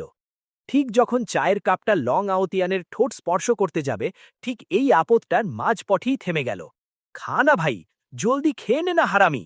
আমি ভেতরে ভেতরে ভয় আর এক্সাইটমেন্টে মরে যাচ্ছিলাম। কিন্তু ঠিক ওই ভয়ানক সময় কেউ অফিসের দরজায় টোকা দিল। হারামি কপাল, কাজটা হয়েই গিয়েছিল। তোর 12টা বাজুক, ও খেলো না কেন? আমার রাগের রক্ত ফুটছিল। মনে হচ্ছিল এক্ষুনি বমি করে দেব। তুই ভেতরে কেন এলি আবার? তোকে বলেছিলাম না বাইরে থাকতে? ইয়াং মাস্টার, এইমাত্র বড়ে মালিকের লোক এসেছিল। শু ঝিংঝিং একটু গর্বের সাথে জানালো। আবর্জনা মহিলা, বড়ে মালিকের লোকদের তুই বাইরে আটকে রেখেছিস? বুদ্ধি কোথায় তোর? এটা শোনা মাত্রই লং আউতিয়ানের আগুন জ্বলে উঠল। কিন্তু ইয়াং মাস্টার, আপনিই তো বলেছিলেন যে কেউ যেন আপনাকে ডিস্টার্ব না করে। তো আমার মনে হলো। শু ঝিংঝিং একটু ভয় পেয়ে মাথা নিচু করে নিল। ঠিক আছে ঠিক আছে, বকবক বন্ধ কর। বড়ে মালিকের লোকেরা কি বলেছে? লং আউতিয়ানা একটা লম্বা নিঃশ্বাস ফেলে জিজ্ঞেস করল। ওরা বলেছে যে আপনাকে এক্ষুনি বাড়ি ফিরতে হবে। ওনারা আপনাকে আর বড় ইয়াং মাস্টারকে কিছু জরুরি কাজ জানাবেন। চল ঠিক আছে, মনে হয় আজ আমার কপালে আরাম লেখাই নেই। তুই কলেজেই থাকবি। যে কাজটা তোকে দিয়েছিলাম ওটা মনে আছে তো? লং আউতিয়ান অর্ডার দিল। জি, আমার মনে আছে। আমি ওই 4 জন ক্যাম্পাস বিউটির ওপর পুরো নজর রাখব। শু ঝিংঝিং এক হাঁটু গেড়ে বসে হাত জোর করে পুরো সিরিয়াসনেসের সাথে বলল। আর ওই ফেংইওয়ানের ওপরও নজর রাখবি। খুঁজে বার করে এই ছোকরার ব্যাকগ্রাউন্ড কি। জি, বুঝেছি। কিন্তু এতে কি আপনাদের দুজনের ওই সিক্রেট বিজনেস পার্টনারশিপে কোনো প্রভাব পড়বে না?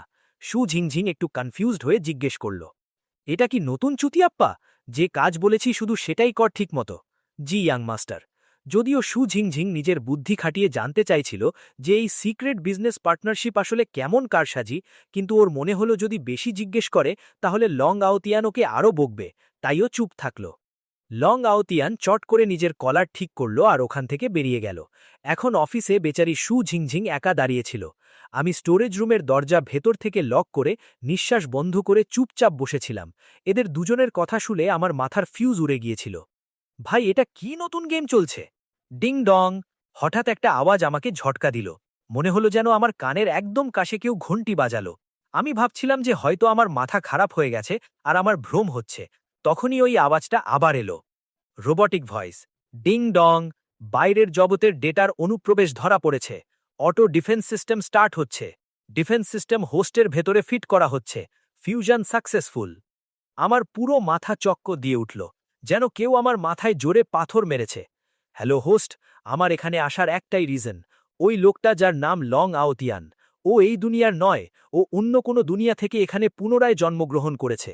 ওর ভেতরেও একটা সিস্টেম ফিট করা আছে। যদিও নিজের সিস্টেমের টাস্কগুলো পুরো করে ফেলে, তাহলে আমাদের এই পুরো দুনিয়া ডিলিট হয়ে যাবে। ও এখানে যে কারসজিৎ ঝোলের জন্যই আসুক না কেন, আপনাকে ওকে আটকাতেই হবে। এসব কি আজে বাজে বকবক, একদম পাগলপন। আমি হঠাৎ জোরে জোরে হাসতে লাগলাম। ভাই, তুই নিজে ভাব এই স্ক্রিপ্টটা কতটা অদ্ভুত। তুই কি আমাকে বেকুব ভাবছিস? হোস্ট, আমি জানি এটা হজম করা কঠিন, কিন্তু এই মুহূর্তে আমাদের দুনিয়া ধ্বংসের মুখে। দুনিয়ার ডিফেন্স সিস্টেম হওয়ার খাতিরে আমাকে গোল্লায় যা, তুই যেই হোস। তোর উদ্দেশ্য যাই হোক, আমার এই দুনিয়া বাঁচানোর গেমে জিরো ইন্টারেস্ট আছে। এখনই আমার মাথা থেকে বের হওয়ার দাফা হ। ওই সিস্টেমের আওয়াজ হঠাৎ এমনভাবে কেটে গেল যেন ওটা ওখানে কখনো ছিলই না। একদম নিস্তব্ধতা। আমি আরামে মেঝেতে বসে পড়লাম। মাথা ঝাঁকিয়ে নিজের মস্তিষ্ক ঠিক করলাম। কিন্তু কাণ্ড দেখো, শু জিংজিং এখনও অফিস থেকে বাইরে যায়নি। ও এখন পুরো মন দিয়ে লং আউতিয়ানের ওই আরাম কেদারায় পোছা মারছিল। যতক্ষণ না এই আপদের নজর আমার ওপর পড়ছে, আমি এখান থেকে পাতলি গলি ধরছি, চুপিসারে পালানো। যেমনই আমি কুকুরের মতো 4 পায়ে হাবাগুড়ি দিয়ে দরজার দিকে যাচ্ছিলাম, খটাক কেউ দরজা খুলে দিল। ফেংইউয়ান ভাই, তুই ঠিক আছিস তো? আমি শুনলাম গত রাতের কাণ্ডের জন্য তোকে পানিশমেন্ট দেওয়া হয়েছে। এটা কি নতুন ঝামেলা? ঝোল। এই ছোকরা জি বসাও সরাসরি ঝড়ের মতো ভেতরে ঢুকল। Game over. এই হারামি আজ আমার কবর খুঁড়ে দিল। জি বসাও এসেই আমাকে দরজার কাছে মেঝেতে হাবাগুড়ি দিতে দেখে নিল। ওর মাথায় এই চিন্তা ঢুকল যে স্টুডেন্ট কাউন্সিলের লোকেরা আমাকে পিটিয়ে এই অবস্থা করেছে। ও চিন্তা না করেই পাশে রাখা একটা চেয়ার তুলল আর শু জিংজিংয়ের দিকে চিৎকার করতে লাগল। তোর 12টা বাজুক, স্টুডেন্ট কাউন্সিলের লোক সাজবি নাকি? আমার ভাইয়ের উপর হাত তুললি তুই? তুই জানিস ও আমার ভাইকে? আজ আমি তোকে ফাও ছাড়ব না। আমার তো ভেতর থেকে আত্মা কাঁদছিল। আমার যদি চলত, তবে আমি জি বসাউয়ের মুখে এমন লাথি মারতাম যে ও ছাদ থেকে নিচে গিয়ে পড়ত। শু জিংজিং আরাম করে নিজের ঘাড় ঘোরালো, একটা ঘাতক লুক জি বসাউকে দিল, আর তারপর একটা ঠান্ডা লুক আমাকে দিল। ঠিক 10 মিনিট পর, ভাই আমি তো একদম ইমোশনাল হয়ে গেছি আর। জি বসাউয়ের মুখ ফুলে আম হয়ে গেছিল। ওর মুখ দিয়ে ঠিকমতো কথা বেরোচ্ছিল না। হারামি, মার খেতে খেতে তোর মাথা কি বিগড়ে গেছে? ভাই, তুই কি আগে থেকেই জানতি যে আমি তোকে বাঁচাতে আসব? তুই আমার জন্য এই পেতনির কাছে এত মার খেলি? ভাই, আমার তো চোখে জল চলে এসেছে। তোর এই কুরবানির খাতিরে আমি আজ থেকে ট্যাং নানার পেছনে লাগা ছেড়ে দেব। আমার মাথা ব্ল্যাঙ্ক হয়ে গেছিল। শুধু এটাই বলতে পারি যে এই মানুষের মাথার ফিউজ সত্যিই জন্ম থেকেই উড়ে গেছে। তোরা দুজন মিলে এখানে চুপচাপ ঝাড়ু মার। আর ফেংইউয়ান, আমি তোকে শুধু এই জন্য পিটাইনি কারণ তোর আমার ইয়ং মাস্টারের সিক্রেট বিজনেস পার্টনারশিপ আছে, কিন্তু তার মানে এই নয় যে সাজার টাইমে তুই এখানে মাছি মারবি।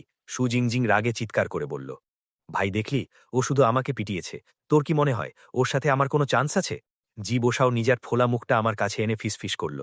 তুই আমাকে বলেছিলিস যে তুই স্টোরেজ রুম পরিষ্কার করছিস, তাহলে এই জায়গাটা এখনো এত নোংরা লাগছে কেন? শু জিংজিং রাগে স্টোরেজ রুম পরিষ্কার করতে করতে আমাকে জিজ্ঞেস করল। এমনটা কিভাবে হতে পারে? ভাই, আমি তো নিজের পুরো ঘাম ঝরিয়ে ওখানে চমকিয়ে দিয়েছিলাম। আমি ভয়ে ভয়ে মিথ্যে চিটকালাম। বললাম, পুরো 2.5 ঘন্টা ঘষাঘষির পর অবশেষে আমরা 3 জন ওই রুমটা ঠিকমতো পরিষ্কার করে দিয়েছিলাম। ভাই, আমার আত্মা বেরিয়ে গেছে। জি বসাও ক্লান্ত হয়ে ধপাস করে মেঝেতে পড়ে গেল। আমারও অবস্থা খারাপ হয়ে গেছিল আর ঘাম ছুটছিল। ঠিক আছে, এবার তোরা দুজন এখান থেকে বেরোতে পারিস। শু জিংজিং পুরো রুমটা 5 বার চেক করার পর অবশেষে মুক্তি দিল। ভাই থাম, আমাকে আগে একটু পানি খেতে দে। আজকের সাফাই তো জান বের করে দিয়েছে। জি বসাও হাঁপিয়ে হাঁপিয়ে সরাসরি টেবিলের ওপর থাকা চায়ের জগটা তুলল, 1 কাপ ঢালল আর সরাসরি নিজের গলার নিচে নামিয়ে দিল। জি বসাও পাগল নাকি? খেস না। আমি চিৎকার করে ওকে আটকাতেই যাচ্ছিলাম, কিন্তু গেব ওভার হয়ে গেছিল। ওই পাগলার 1 কাপে কি আর শান্তি মেলে? ও তৎক্ষণাৎ জগটা তুলল আর দ্বিতীয় কাপটাও ভেতরে চালান করে দিল। জিংজিং, একটা কথা বল, তোর কাছে টয়লেট পেপার আছে? আমি শান্ত হয়ে জিংজিংকে জিজ্ঞেস করলাম। না তো, কেন? জিংজিং কনফিউজড হয়ে আমাকে দেখল। আমি দুঃখ ভরা মনে জি বসাওয়ের কাঁধ চাপড়ে দিলাম। ভাই, আমি তো বেরোচ্ছি। যদি এখন তুই ভুল করে এখানকার পরিবেশ আবার নোংরা করে ফেলিস, তবে ভাই নিজে ঝাড়ু মেরে নিস, ঠিক আছে? ভাই, তুই হঠাৎ এসব কি ঝোলমার্কা কথা বলছিস? জি বসাও এখনো ওই কাণ্ড করানো চাটা বড়ই আয়েশ করে খেয়ে যাচ্ছিল।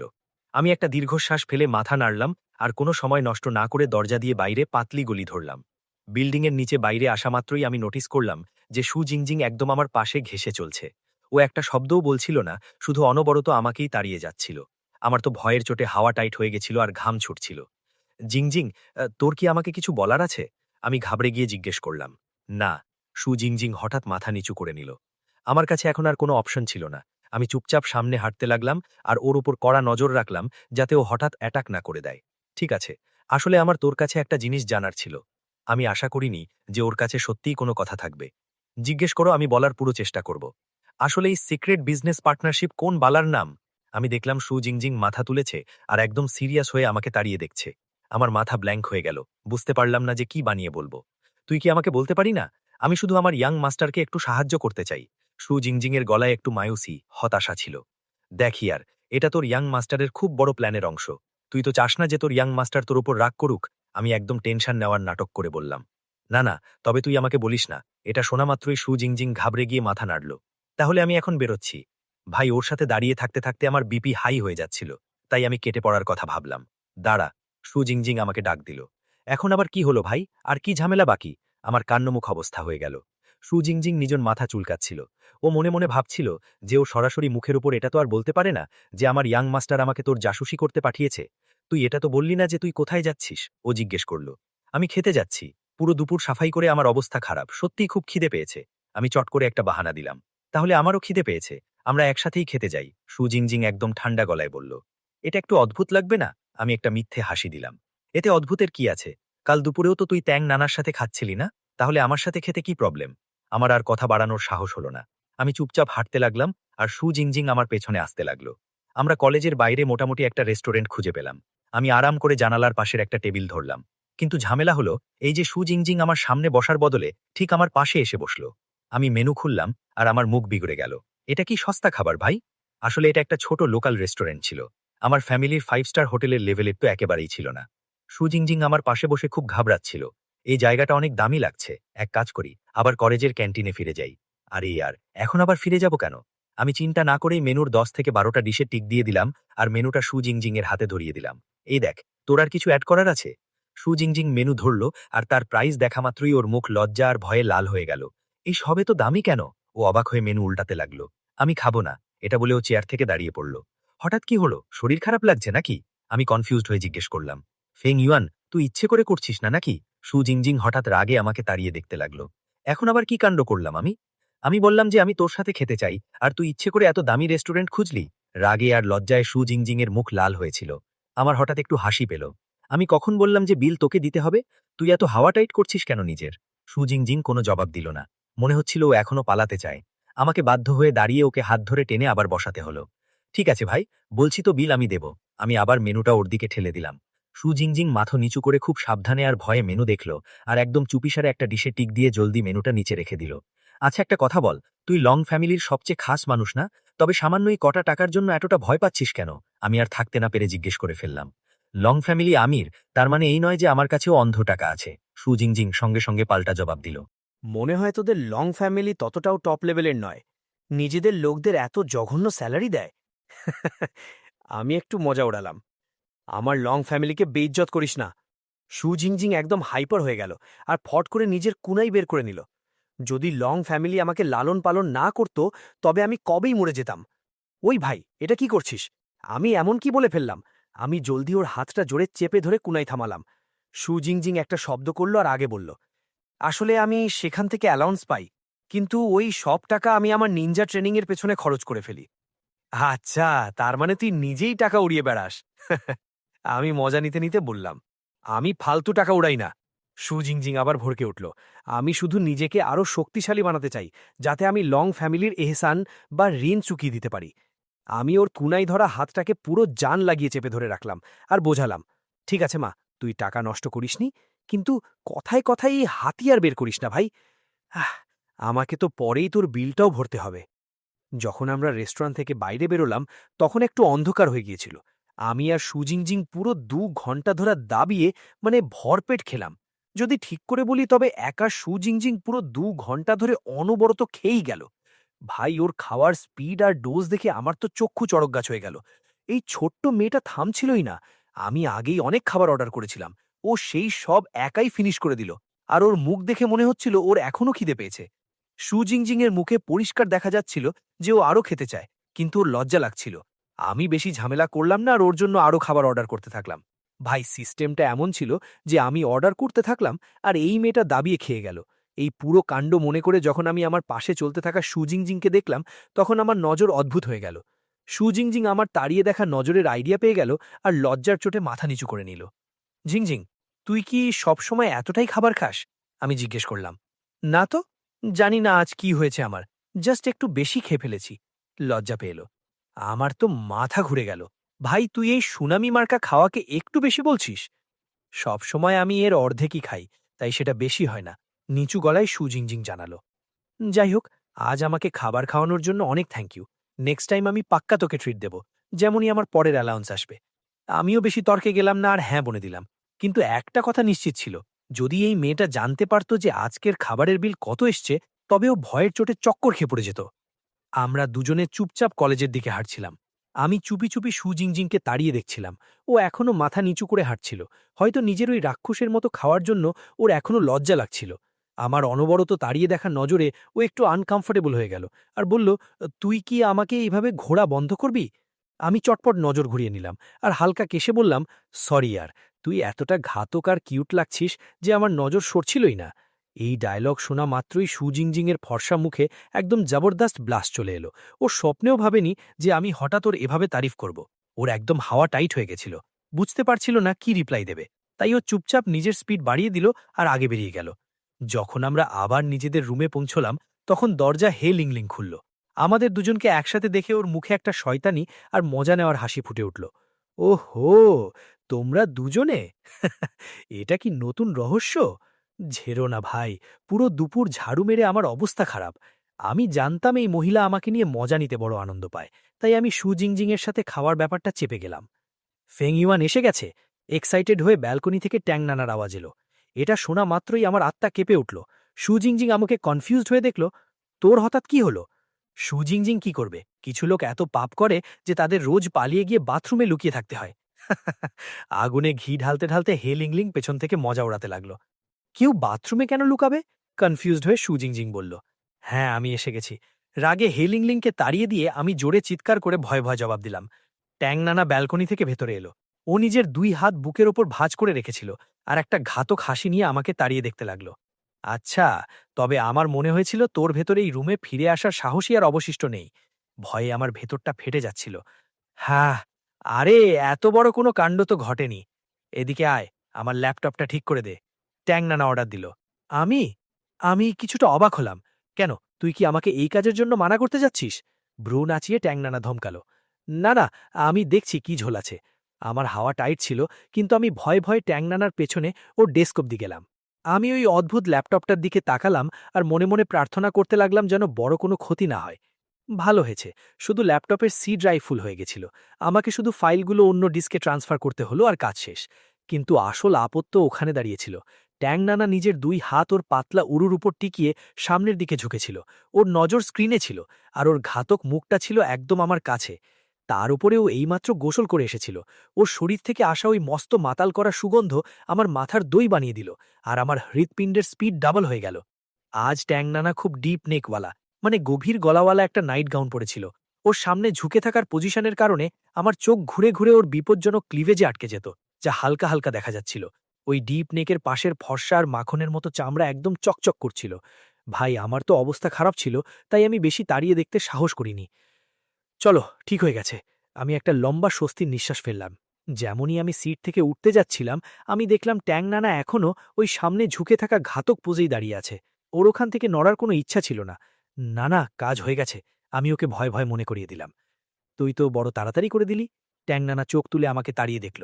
হ্যাঁ, বড় কোনো ঝামেলা ছিল না। আমি তো ডিফল্ট সেভিং লোকেশন চেঞ্জ করে দিয়েছি।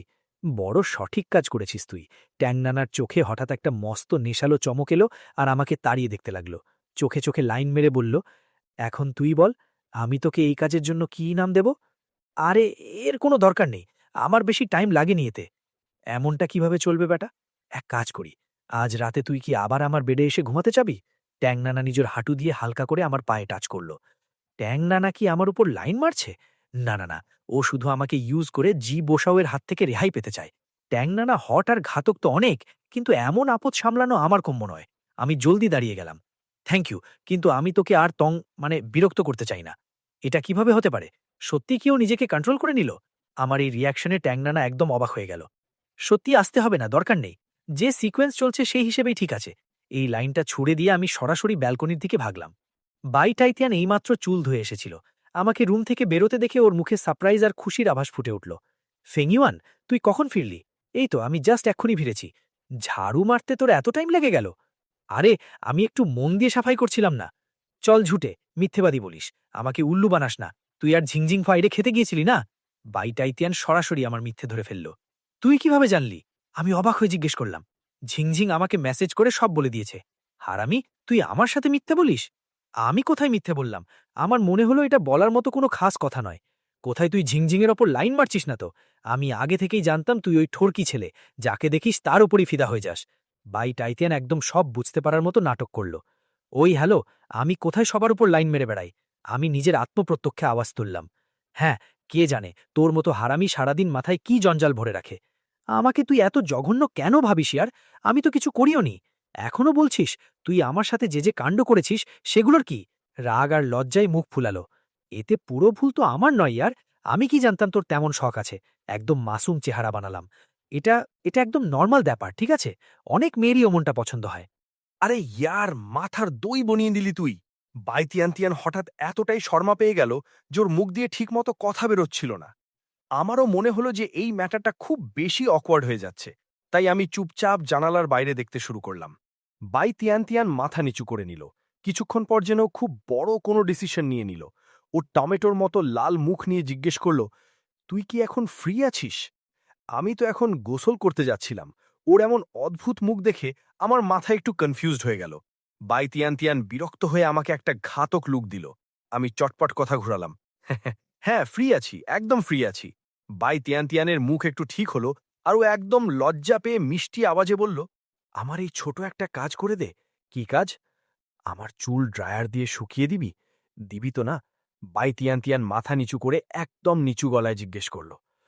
করে তো দেব, কিন্তু আমি আজ পর্যন্ত কারো চুল ড্রায়ারই শুকানো করিনি।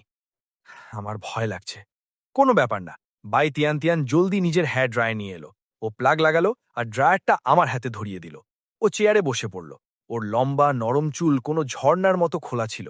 ওর ভেজা চুল হালকা হালকা ওর ফর্সা কাঁধ স্পর্শ করছিল, যা ওকে একদম মাতাল করা আর ঘাতক একটা ভাইব দিচ্ছিল। আমি ড্রায়ার অন করলাম আর একদম পারফেক্ট টেম্পারেচার আর স্পিড সেট করে দিলাম। গরম হাওয়া বাইতিয়ান্তিয়ানের চুলে গিয়ে লাগতে লাগলো। আমি একদম হালকা আর নরম হাতে ড্রায়ার চালাচ্ছিলাম, এই ভয়ে যে কোথাও ওর আবার ব্যথা না লেগে যায়।